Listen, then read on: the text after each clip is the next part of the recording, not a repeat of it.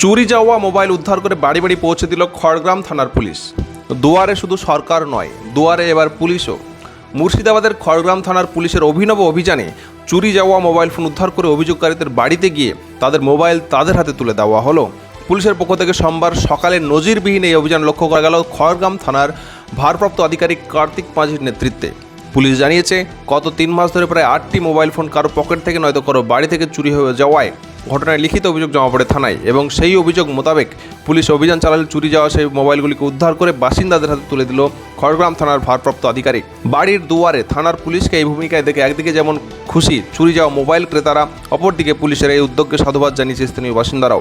থানাতে ডায়েরি করে আসি, ডায়েরি করার পর জিডি নম্বর দিয়েছিল, ওই নম্বর থেকে আমাকে থানা থেকে পুলিশ স্টেশন থেকে মোবাইলটা উদ্ধার করে দিয়েছিল।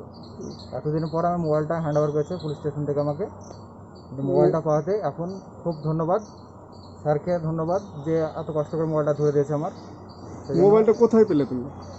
মোবাইলটা এখন আমাকে আমার স্যার এসে দিয়ে গেছে আমাকে। স্যার এসে দিয়ে গেছে? তো কি মানে স্যারকে কীরকম ধন্যবাদ জানাবে? স্যারকে ধন্যবাদ কৃতজ্ঞতা জানাচ্ছি, মোবাইলটা পাওয়া গেছে আমার। এরাই মোবাইলটা হারিয়ে গেছিলো, শখের জিনিস হারিয়ে গেছিলো, স্যার আমাকে উদ্ধার করে দিয়েছে। আমি স্যারকে প্রচুর ধন্যবাদ জানাচ্ছি। কোন নাম? আমার নাম রাজীব স্যার। অনেক খুশি লাগছে, কারণ আমি আগে থেকেই পুলিশের উপর খুব আশাবাদী ছিলাম, এবং খুব আশাবাদী ছিলাম বলেই আমি পুলিশ স্টেশনে গিয়েছিলাম মোবাইলটার জন্য। এবং মোবাইলটা পাওয়ার পরে আমার পুলিশের প্রতি আরও সম্মান বেড়ে গেল, শ্রদ্ধা বেড়ে গেল। তাই সমস্ত খড়গ্রাম পুলিশকে জানাই স্যালুট এবং thank you all Khargram police.